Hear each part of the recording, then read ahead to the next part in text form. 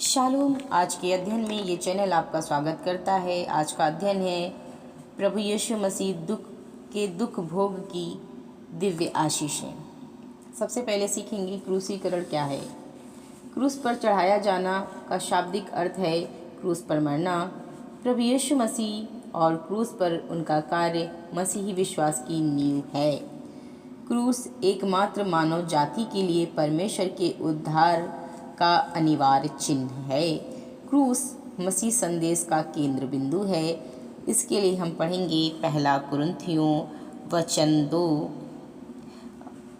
कुरिन्थियों अध्याय 2 वचन 1 और वचन 2।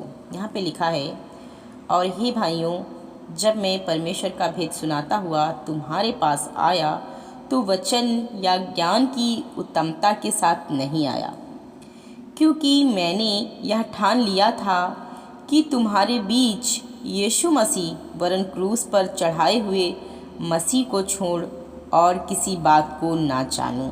और यहाँ पर हम देखते हैं, हमने सीखा कि क्रूस के बारे में, और हम सीखेंगे क्रूस की शिक्षाएं, क्रूस का हमारे जीवन के लिए क्या लाभ है।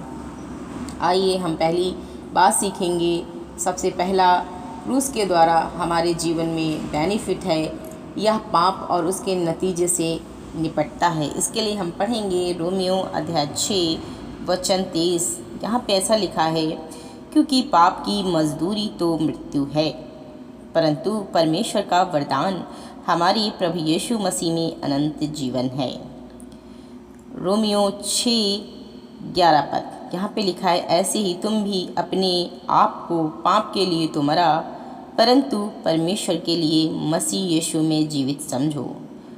पहला पतरस अध्याय 2 वचन 24।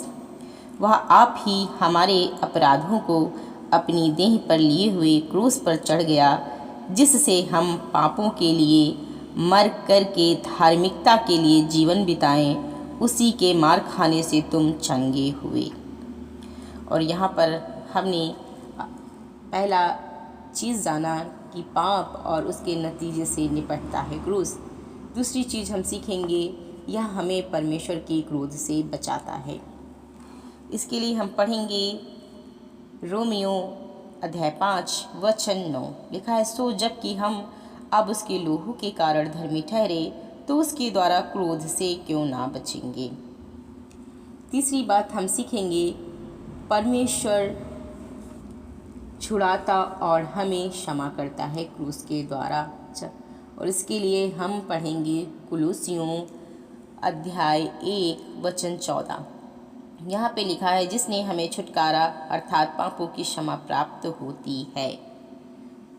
और फिर हम पढ़ेंगे इफिसियों 1 अध्याय उसका वचन 7। हमको उसमें उसके लहू के द्वारा छुटकारा अर्थात अपराधों की क्षमा और उस अनुग्रह के धन के अनुसार मिला है। और हम यहाँ सीखते हैं कि हमें छुटकारा और क्षमा प्राप्त होती है। और परमेश्वर का वचन इब्रानियों अध्याय 9 उसके 22 पद में लिखा है, और व्यवस्था के अनुसार प्रायः सब वस्तुएं लहू के द्वारा शुद्ध की जाती हैं, और बिना लहू बहाए क्षमा नहीं होती। और फिर हम अगली चीज़ सीखेंगे, चौथी बात सीखेंगे, यह शैतान की ताकत को तोड़ता है। क्रूस है शैतान की ताकत को तोड़ता है। उसके लिए हम वचन पढ़ेंगे कुलुसियों अध्याय 2 वचन 14 और 15। यहाँ पे लिखा है, और विधियों का वह लेख जो हमारे नाम पर और हमारे विरोध में था मिटा डाला, और उसको क्रूस पर कीलों से जड़कर सामने से हटा दिया। और उसने प्रधानताओं और अधिकारों को अपने ऊपर से उतारकर उनका खुल्लम खुल्ला तमाशा बनाया, और क्रूस के कारण उन पर जय जयकार की ध्वनि सुनाई। और यहाँ पर हमने देखा। और पांचवी चीज़ हम सीखेंगे, यह शारीरिक। उसके पहले हम लोग पढ़ेंगे इब्रानियों अध्याय 2 वचन 14 और 15। लिखा, इसलिए जबकि लड़के मांस और लोहू के भागी हैं, तो वह आप भी उनके समान उनका सहभागी हो गया, ताकि मृत्यु के द्वारा जिसे मृत्यु पर शक्ति मिली थी अर्थात शैतान को निकम्मा कर दे और जितने मृत्यु के भय के मारे जीवन भर दासत्व में फंसे थे उन्हें छुड़ा ले। पांचवी बात सीखने को हमें मिलती है कि यह शारीरिक चंगाई लाता है। उसके लिए हम पढ़ेंगे यशायाह 53 अध्याय वचन 5। यहाँ पे लिखा है, परंतु वह हमारे ही अपराधों के कारण घायल किया गया, वह हमारे अधर्म के कामों के हेतु कुचला गया, हमारी ही शांति के लिए उस पर ताड़ना पड़ी कि उसके कोड़े खाने से हम चंगे हो जाएं। हम लोग छठी बात सीखेंगे, यह अंततः हमें शारीरिक मृत्यु से बचाता है। उसके लिए हम पढ़ेंगे 2 तीमुथियुस अध्याय 1 वचन 10। यहाँ पे लिखा है, पर अब हमारे उद्धारकर्ता मसीह यीशु के प्रकट होने के द्वारा प्रकाश हुआ, जिसने मृत्यु का नाश किया और जीवन और अमरता को उस सुसमाचार के द्वारा प्रकाशमान कर दिया। हम पढ़ेंगे इब्रानियों अध्याय 2 वचन 9। यहाँ पे ऐसा लिखा है, पर हम यीशु को जो स्वर्गदूतों से कुछ ही कम किया गया था, मृत्यु का दुख उठाने के कारण महिमा और आदर का मुकुट पहने हुए देखते हैं, ताकि परमेश्वर के अनुग्रह से हर एक मनुष्य के लिए मृत्यु का स्वाद चखे। अगली बात हम सीखेंगे, यह हमें परमेश्वर से मिलाता है औरों से भी। इसके लिए हम पढ़ेंगे रोमियो अध्याय 5 वचन 10। यहाँ पे लिखा है, क्योंकि बैरी होने की दशा में तो उसके पुत्र की मृत्यु के द्वारा हमारा मेल परमेश्वर के साथ हुआ, फिर मेल हो जाने पर उसके जीवन के कारण हम उद्धार क्यों ना पाएंगे। और उसके बाद हम पढ़ेंगे 2 कुरिन्थियों अध्याय 5 वचन 17। यहाँ पे लिखा है, सो यदि कोई मसीह में है तो वह नई सृष्टि है, पुरानी बातें बीत गई हैं, देखो वे सब नई हो गई। 1 कुरिन्थियों अध्याय 5 वचन 18। यहाँ पे लिखा है, और सब बातें परमेश्वर की ओर से हैं, जिसने मसीह के द्वारा अपने साथ हमारा मेल मिलाप कर लिया और मेल मिलाप की सेवा हमें सौंप दी है। 2 कुरिन्थियों वचन 5, 19, 20 और 21 पद तक फिर हम रीड करेंगे। यहाँ पे लिखा है, अर्थात परमेश्वर ने मसीह में होकर अपने साथ संसार का मेल मिलाप कर लिया और उनके अपराधों का दोष उन पर नहीं लगाया, और उसने मेल मिलाप का वचन हमें सौंप दिया है। सो हम मसीह के राजदूत हैं, मानो परमेश्वर हमारे द्वारा समझाता है। हम मसीह की ओर से निवेदन करते हैं कि परमेश्वर के साथ मेल मिलाप कर लो। जो पाप से अज्ञात था उसी को उसने हमारे लिए पाप ठहराया, कि हम उसमें होकर परमेश्वर की धार्मिकता बन जाएं। और यहाँ पर हमने पढ़ा, और उसके बाद हम पढ़ेंगे इफिसियों अध्याय 2 वचन 11 से 22। यहाँ पे लिखा है, इस कारण स्मरण करो कि तुम जो शारीरिक रीत से अन्य जाति हो और जो लोग शरीर में हाथ के किए हुए खतने से खतना वाले कहलाते हैं, वे तुमको खतना रहित कहते हैं।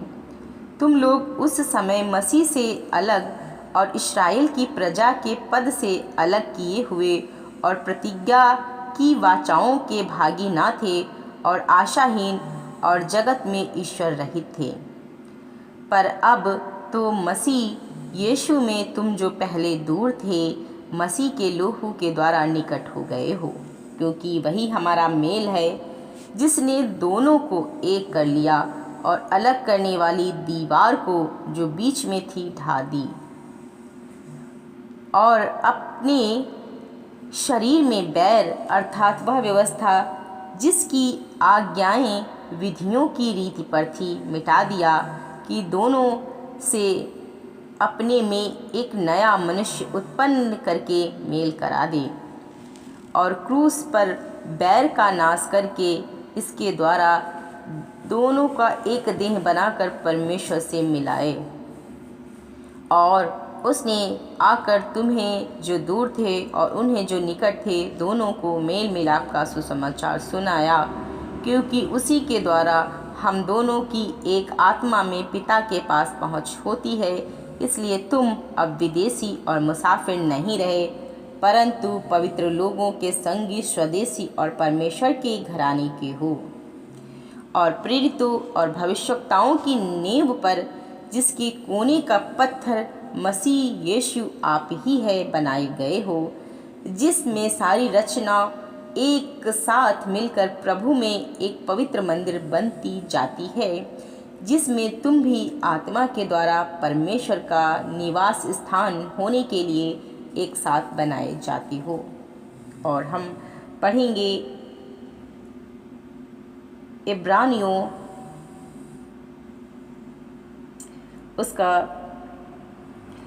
उसके बाद हम 8वीं चीज़ सीखेंगे, यह हमें परमेश्वर की पहुंच प्रदान करता है। क्रूस जो है हमें परमेश्वर की पहुंच प्रदान करता है, पहुंचाता है।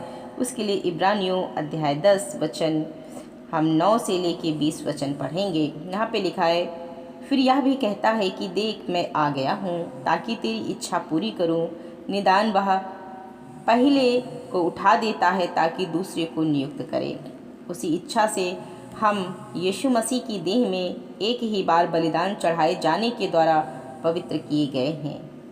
और हर एक याजक तो खड़े होकर प्रतिदिन सेवा करता है और एक ही प्रकार के बलिदान को, जो पापों को कभी भी दूर नहीं कर सकते, बार बार चढ़ाता है। पर यह व्यक्ति तो पापों के बदले एक ही बलिदान सर्वदा के लिए चढ़ाकर परमेश्वर के दाहिने जा बैठा और उसी समय से इसकी बाट जोह रहा है कि उसके बैरी उसके पाँव के नीचे की पीढ़ी बने, क्योंकि उसने एक ही चढ़ावे के द्वारा उन्हें जो पवित्र किए जाते हैं सर्वदा के लिए सिद्ध कर दिया है। और पवित्र आत्मा भी हमें यही गवाही देता है, क्योंकि उसने पहले कहा था कि प्रभु कहता है, जो वाचा मैं उन दिनों के बाद उनसे बांधूंगा वह यह है कि मैं अपनी व्यवस्था को उनके हृदय पर लिखूंगा और मैं उनके विवेक में डालूंगा। फिर वह यह कहता है कि मैं उनके पापों को और उनके अधर्म के कामों को फिर कभी स्मरण ना करूंगा। और जब इनकी क्षमा हो गई तो फिर पाप का बलिदान नहीं रहा। सो हे भाइयों, जबकि हमें यीशु के लहू के द्वारा उस नए और जीविते मार्ग से पवित्र स्थान में प्रवेश करने का हियाव हो गया है, जो उसने पर्दे अर्थात अपने शरीर में होकर हमारे लिए अभिषेक किया है। अगली बात हम सीखेंगे, 9वीं बात है कि क्रूस पर यीशु ने हमारी आपकी जगह ली। उसके लिए हम पढ़ेंगे मरकुस अध्याय 15 वचन 6 से 15। लिखा है, और वह उस पर्व में किसी एक बंधुए को जिसे वे चाहते थे उनके लिए छोड़ दिया करता था। और बरब्बा नामक एक मनुष्य उन बलवाइयों के साथ बंधुआ था जिन्होंने बलबे में हत्या की थी। और भीड़ ऊपर जाकर उससे विनती करने लगी कि जैसा तू हमारे लिए करता आया है वैसा ही कर। पिलातुस ने उसको यह उत्तर दिया, क्या तुम चाहते हो कि मैं तुम्हारे लिए यहूदियों के राजा को छोड़ दूं? क्योंकि वह जानता था कि महायाजकों ने उसे डाह से पकड़वाया था। परंतु महायाजकों ने लोगों को उभारा कि वह बरब्बा ही को उनके लिए छोड़ दे। यह सुन पिलातुस ने उनसे फिर पूछा, तो जिसे तुम यहूदियों का राजा कहते हो उसको मैं क्या करूं? वे फिर चिल्लाए, उसे क्रूस पर चढ़ा दे। पिलातुस ने उनसे कहा, क्यों, इसने क्या बुराई की है? परंतु वे और भी चिल्लाए कि उसे क्रूस पर चढ़ा दे। तब पिलातुस ने भीड़ को प्रसन्न करने की इच्छा से बरब्बा को उनके लिए छोड़ दिया और यीशु को कोड़े लगवाकर सौंप दिया कि क्रूस पर चढ़ाया जाए।